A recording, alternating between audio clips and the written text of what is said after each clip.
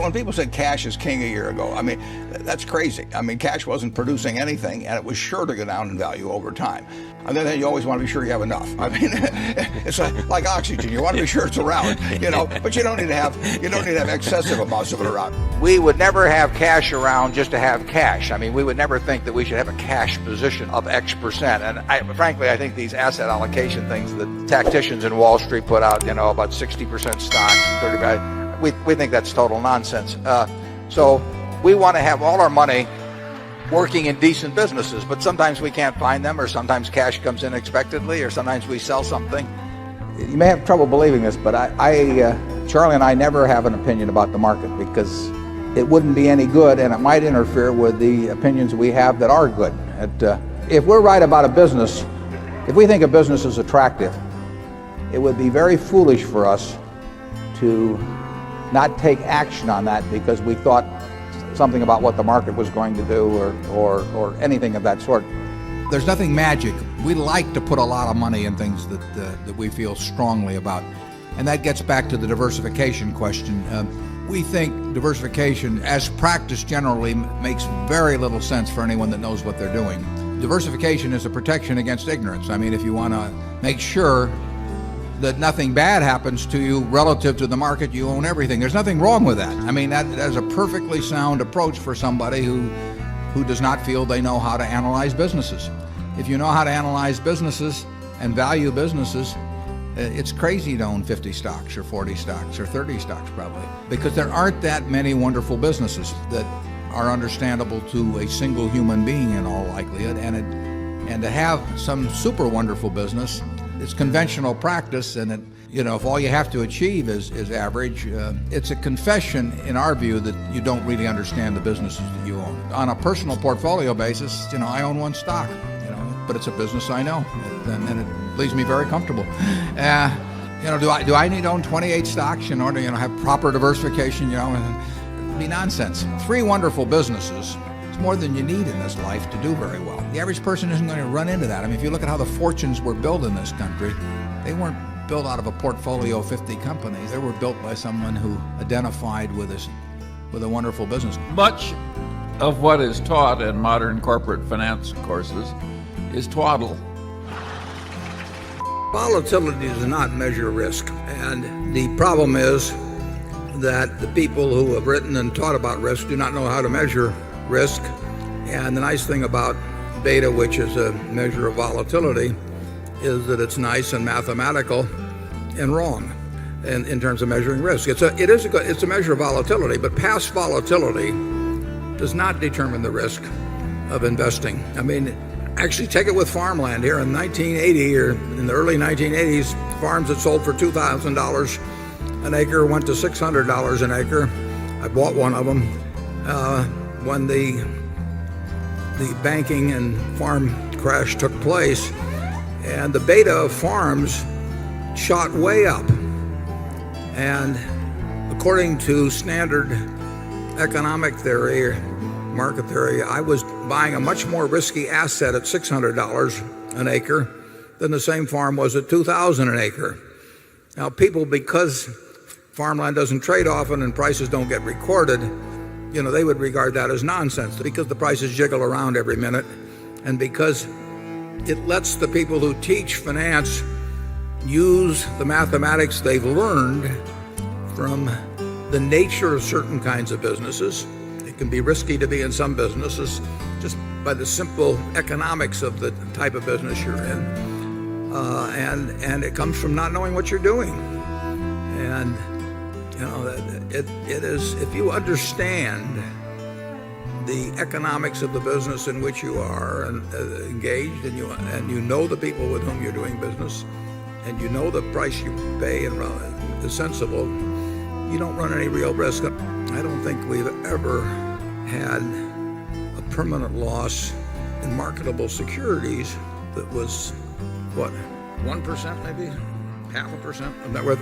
I made a terrible mistake in buying Dexter's shoe, which cost us a significantly more than 1% of net worth, where I bought an entire business then. But I was wrong about the business. It had nothing to do with the volatility of shoe prices or leather or anything else. It just was wrong.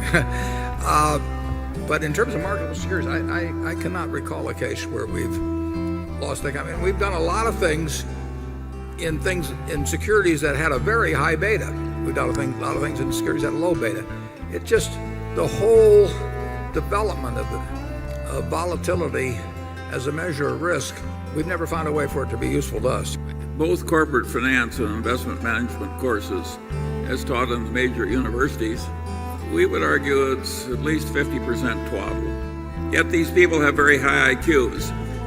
One of the reasons we've been able to do pretty well is that we early recognized that very smart people do very dumb things, and we tried to figure out why. And we also wanted to know who so we could avoid them. It's a temperamental quality, not an intellectual quality. You don't need tons of IQ in this business. I mean, you have to have enough IQ to get from here to downtown Omaha, but you do not have to be able to play three-dimensional chess or be in the top leagues in terms of bridge playing or something of the sort. You need a stable personality. You need a temperament. By far the best investment you can make is in yourself. I mean, for example, communication skills. I tell the students that come that they're going to graduate schools and business, and they're learning all these complicated formulas and all that. If they just learn to communicate better, both in writing and in person, they increase their value at least 50%. If you can't communicate, somebody says, it's like winking at a girl in the dark. Nothing happens, basically. And you have to be able to get forth your ideas. And some people wish I'd taken a shorter course now in terms of my talking later on. But it's just hugely important. And if you invest in yourself, nobody can take it away from you. If I gave you a car, and it'd be the only car you get in the rest of your life, you'd take care of it like you can't believe. Any scratch, you'd fix that moment. You'd read the owner's manual. You'd keep a garage, do all these things. And you get exactly one mind and one body in this world.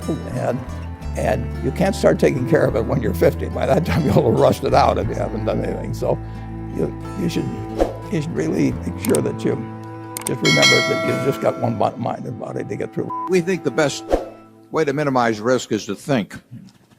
And the idea that you have, you say, I've got 60% in stocks and 40% in bonds and entertaining. I was just reading yesterday an article, I think it was, about the two fellows at Google and all of the problems they're going to have because they're each going to get a few $1 billion. This article went on, they've got this terrible problem and that terrible problem, and they're going to need lawyers and they're going to need financial lawyers. They don't need anybody. Those guys are smarter than the people that are coming to them, and they do not have a big problem. And they're very capable of thinking it through themselves. The people that have the problem are the people who want to sell their services to them and are going to have to convince them that they have a problem. But so much of what you see when you talk about asset allocation, it's just merchandising. It's a way to make you think that if you don't know how to determine whether it should be 60-40 or 65-35, that you need these people. You don't need them at all in investing. Most of the professionals that tell you you're going to get in great trouble unless you listen to them and sign up for their services, Yeah, people have always had this craving to know the future. The king used to hire the magician or an answer as to how to handle the next war.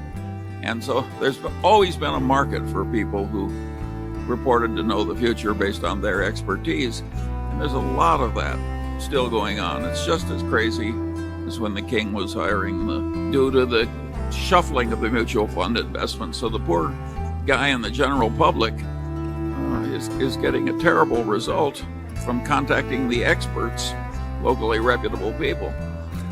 Day trading, I would say, very often came very close to gambling as defined. But people like to gamble one way or the other. The human propensity to gamble is huge. Now, when it was legalized only pretty much in Nevada, you had to go to some distance or break some laws to do any serious gambling. But as the states learned to, what a great source of revenue it was, they gradually made it easier and easier and easier for people to gamble. And believe me, the easier it's made, the more people will gamble. And for that reason, I particularly think that to quite an extent, gambling is a tax on ignorance. I've really said that growth and value, they're indistinguishable. They're part of the same equation, or really growth is part of the value equation. So our position is that there is no such thing as growth stocks or value stocks, the way Wall Street generally portrays them as being contrasting asset classes. Growth usually is a positive for value, but only when it means that by adding capital now, you add more cash availability later on at a rate that's considerably higher than the current rate of interest. So we calculate into any business we buy what we expect to have happen in terms of the cash that's going to come out of it or the cash that's going to go into it. So if you tell me that you own a business that's going to grow to the sky, and isn't that wonderful, what the economics are of that growth, how much you have to put in today and how much you will reap from putting that in today later on. And the classic case again is the airline business. The airline business has been a growth business, but growth has been a curse in the airline business because more and more capital has been put into the business at inadequate returns. Now, growth is wonderful at See's Candy because it requires relatively little